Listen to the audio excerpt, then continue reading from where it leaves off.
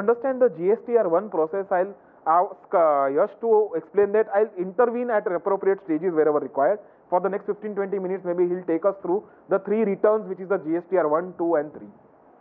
So once we log in into the GSTR portal, this GSTR1 form will appear.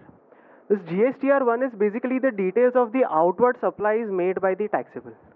So for example, as a seller, you are required to mention the details of the outward supplies in this GSTR1. Once you log in, the details of GST TIN and the name of the taxpayer will be auto-populated. You don't need to mention these details because since you have logged in into your account, these details will be auto-populated. The details of gross turnover will have to be mentioned in the first year. From the subsequent years, the details of the gross turnover will be automatically picked up by the portal. Now in this particular table, table number 5, which says taxable outward supplies to a registered person. So this basically includes B2B transactions. It may be interstate or intrastate transactions. So in this particular table, you need to mention the details of all those outward supplies. And as Sunil sir rightly mentioned, that if in a particular invoice, if you have supplied say 2 to 3 items which are having different HSN codes, then that one single invoice will have to be broken down into the level of HSNs. So if the turnover of, if your total turnover exceeds 5 crores, then the HSN code will have to be mentioned up to the 4-digit level. If your turnover is between 1.5 crore to 5 crore, up to 2 level HSN code detail is required. And detail of 6 to 8 level of HSN code is optional. You may choose to mention 8 level HSN code details. Also, if it's a interstate or intrastate transaction, then the details of the state code has to be mentioned in that particular section. The table of additional tax is given in this particular table, but that is done away with. Initially, they were proposing additional tax, but subsequently they have done away with the additional tax. So this particular column will be done away with. Any query in relation to this? But before logging, we'll have to feed in some information. Once you log in, this table will appear. So you'll have to enter the details only after you log in. So there will be a portal. In the first stage, you will be given a login ID, which is you understand when you go to transition. Okay, so you will be given a username and a password. So whenever you want to upload, you just select that login ID password, and they will have various options. And one of those options will be fill up a GSTR1. So the moment you do that, this will appear automatically. We have to fill up item-wise. Item-wise details. Invoice level, item-wise. Cotanyan, we are having 6-5 quality. Each quality we have to fill up. Quality is a different thing and a product is a different thing. A product has a HSN code. One product can have 5 to 6 kind of qualities. But if it's the same product, we have to fill up. Yeah. So basically it's like these service tax. For filing service tax return, we log in into the ACES account. Similar to that, we'll have a GST account. We'll have to log in that account and we'll have to upload the details. So that was table number 5. This is table number 6, wherein transaction of B2C interstate transactions will have to be mentioned in this particular table. The recipient state code will have to be mentioned in this particular column. And in this table, you have an option that if the value of an invoice is not exceeding 2.5 lakhs, then you can have a consolidated monthly figure. But if the value of invoice is exceeding 2.5 lakhs, then the details of that particular invoice will have to be mentioned separately. Any particular doubt in this? This applies to end consumers. If you are selling to non-businesses, unregistered dealers or consumers, then this table applies to you.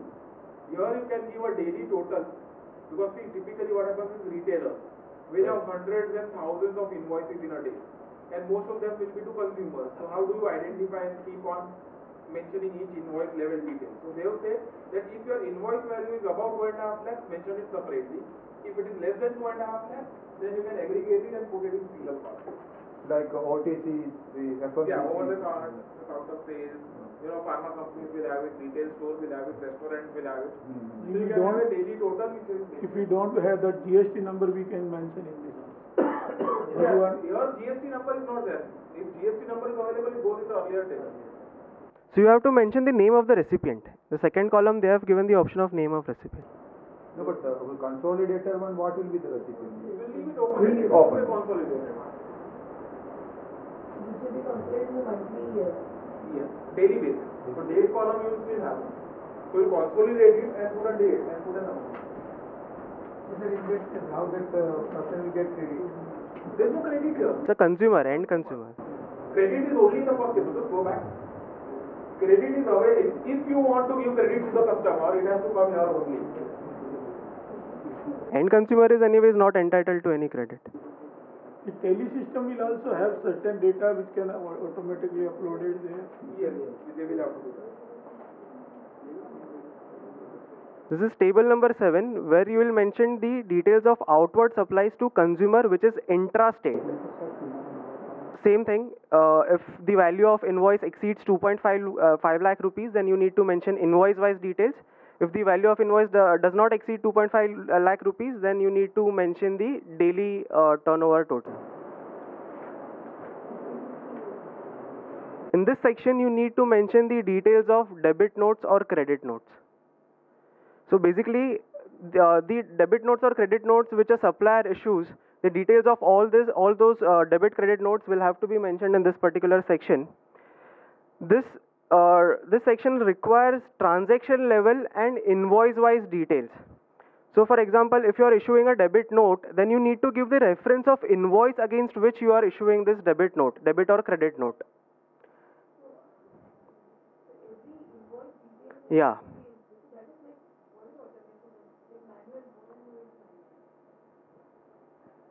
So this is an important piece. So what happens here is, in the first part we talked about a situation wherein we said that if you want to flow the credit, it will have to come in your table which we first talked about.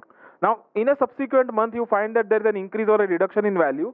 This will have to come here, and because your invoice number is the basic base. See, basically whenever you look at automation, there has to be some unique field. Those who are from systems would understand this well, that there has to be a unique field. So the unique field which we are creating is the TIN and invoice number combination.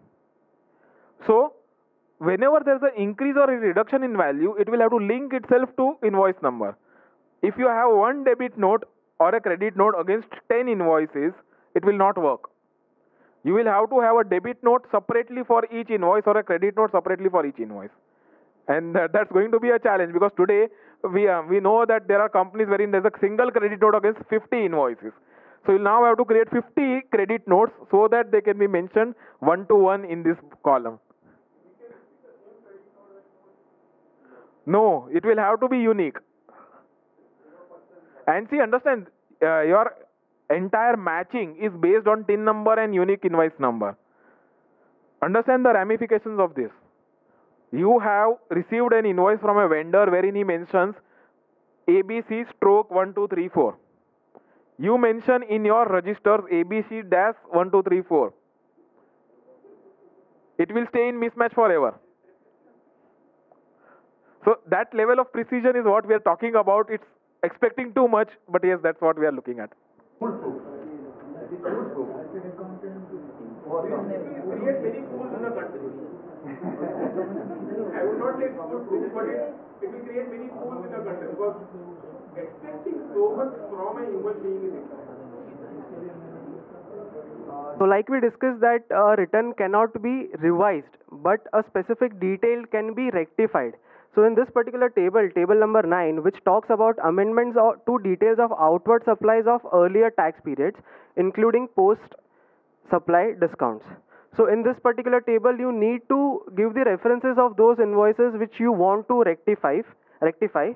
So in this section, at the time of mentioning the details of revised invoice, you also need to give the reference of the original invoice which you are rectifying. This table includes the details of nil rated, exempted and non-GST outward supplies. So consolidated amounts of all this nil rated, exempted and non-GST supply needs to be mentioned. Invoice level specific details are not required in this particular section. Table number 11 includes the details of supplies exported. So the details of all the goods and services which are being exported needs to be mentioned in this particular table. The reference of shipping bill is also required to be given. So this table requires the details of tax liability of amount received in advance against a supply to be made in future. So if you have received any advance, but the supply is yet to be made in future subsequent month, and you have not supplies to be done in subsequent month, the details of all those particular advances are required to be mentioned in this particular section. Once you will upload the details in this particular, say for example, you have received advance in the month of April, and you are providing the service in May, and you are issuing the invoice also in the May, then you are supposed to mention the details of those particular invoices in this particular table, table number 13. Also, at the time of uploading details in table number 12, a specific unique code will be generated for a transaction. That particular transaction code will have to be mentioned against the invoice which you are mentioning in this table number 13. So I hope you are clear. What we are saying here is, in table number 12, you will put information of advances on which you will give the GST number and the party details. Sorry. Yeah, so in table number 12, you have a situation wherein you will mention the amount of advance and the TIN number of the customer, and you will show that I have paid this much tax as an advance. This will stay here only. It will not flow into your customer account because the customer is not entitled for credit on advances. Okay? तो उसको तो जब bill बनेगा तब मिलेगा. या तो यहाँ पे पड़ा रहेगा, इसके सामने आपको एक यूनिक टोकन नंबर क्रिएट होगा. वो टोकन नंबर आपको याद रखने का है. When you make the invoice, at that time go to the next one which is this 13, और वहां पे वो ट्रांजैक्शन आईडी लिखो और उसके सामने टैक्स पे किया है उसका डिटेल्स भरो.